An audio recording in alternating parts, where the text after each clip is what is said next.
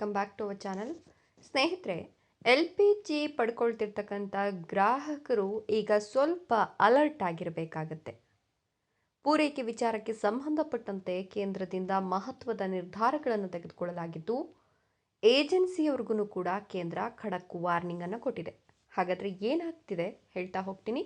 ಅದಕ್ಕಿಂತ ಮೊದಲು ನೀವಿನ್ನು ನಮ್ಮ ಚಾನಲನ್ನು ಸಬ್ಸ್ಕ್ರೈಬ್ ಮಾಡ್ಕೊಂಡಿಲ್ಲ ಅಂತ ಹೇಳಿದ್ರೆ ನಮ್ಮ ಚಾನಲನ್ನು ಸಬ್ಸ್ಕ್ರೈಬ್ ಮಾಡಿಕೊಂಡು ಪಕ್ಕದಲ್ಲಿ ಬರ್ತಕ್ಕಂಥ ಬೆಲ್ ಐಕಾನ್ ಮೇಲೆ ಮರಿದೆ ಕ್ಲಿಕ್ ಮಾಡ್ಕೊಳ್ಳಿ. ಹೌದು, ಇದೀಗ ನಿಮಗೆಲ್ರಿಗೂ ಒಂದು ವಿಚಾರ ಗೊತ್ತಿದೆ.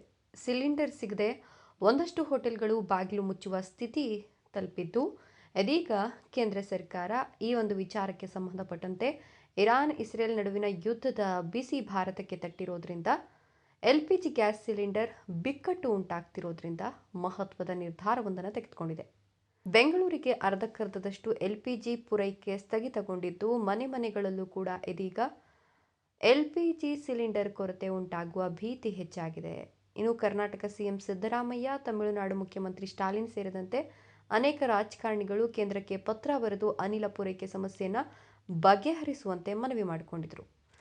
ಗ್ಯಾಸ್ ಸಿಲಿಂಡರ್ ಅಭಾವ ಜನಸಾಮಾನ್ಯರಿಗೆ ತಟ್ಟದಂತೆ ನೋಡಿಕೊಳ್ಳಲು ಇದೀಗ ಕೇಂದ್ರ ಸರ್ಕಾರ ಮುಂದಾಗಿದೆ. ಹೀಗಾಗಿ LPG ಗ್ಯಾಸ್ ಉತ್ಪಾದನೆಯನ್ನು 10% ಹೆಚ್ಚಿಸಲಾಗಿದೆ. LPG ವಿತರಣೆ ದಿನಕ್ಕೆ ಸುಮಾರು 60 ಲಕ್ಷ ಸಿಲಿಂಡರ್ಗಳಲ್ಲಿದ್ದು, ಯಾವುದೇ ಬದಲಾವಣೆ ಆಗೋದಿಲ್ಲ.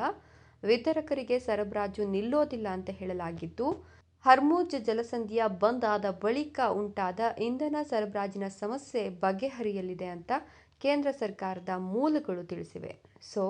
ಸರ್ಕಾರವು ತೈಲ ಮಾರುಕಟ್ಟೆ ಕಂಪನಿಗಳ ಸಮಿತಿಯನ್ನು ಕೂಡ ಸ್ಥಾಪಿಸಿದ್ದು, ರೆಸ್ಟೋರೆಂಟ್ಗಳು ಮತ್ತು ಇನ್ನಿತರ ವಾಣಿಜ್ಯ LPG ಬಳಕೆದಾರರಿಗೆ ಅಗತ್ಯಗಳ ಆಧಾರದ ಮೇಲೆ ಅನಿಲ ಪೂರೈಕೆಯನ್ನು ಮಾಡಲಾಗುತ್ತಂತೆ. ಹೋಟೆಲ್ ವ್ಯವಹಾರಕ್ಕೂ ಯಾವುದೇ ಸಮಸ್ಯೆ ಉಂಟಾಗೋದಿಲ್ಲ ಅಂತ ಹೇಳಲಾಗ್ತಾ ಇದ್ದು, ಪೂರೈಕೆ ನಿರ್ವಹಣಾ ಸಮಸ್ಯೆಯನ್ನು ಸರಿಪಡಿಸಬೇಕು ಅಂತ ಇದೀಗ ಸಮಿತಿಯು ವಾಣಿಜ್ಯ ಬಳಕೆದಾರರಲ್ಲಿ ಅನಿಲ ಸರಬರಾಜಿಗೆ ಮರು ಆದ್ಯತೆಯನ್ನು ನೀಡಲಾಗುತ್ತೆ ಅಂತ ತಿಳಿಸಲಾಗ್ತಿದೆ.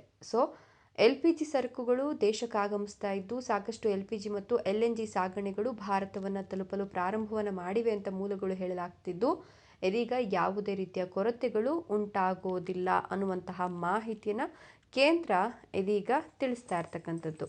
ಇನ್ನು ಸಿಲಿಂಡರ್ ಮಾರಾಟ ಮಾಡೋರ ವಿರುದ್ಧವೂ ಕೂಡ, ಅಂದರೆ ಕಾಳಸಂತೆಯಲ್ಲಿ ಸಿಲಿಂಡರ್ ಯಾರು ಮಾರಾಟ ಮಾಡ್ತಾರಲ್ಲ ಅಂಥವರ ವಿರುದ್ಧವೂ ಕೂಡ ಕಠಿಣ ಕ್ರಮ ತೆಗೆದುಕೊಳ್ಳಿಕ್ಕೆ ಖಡಕ್ ವಾರ್ನಿಂಗ್ ಅನ್ನು ಕೂಡ ಕೊಡಲಾಗಿದೆಯಂತೆ.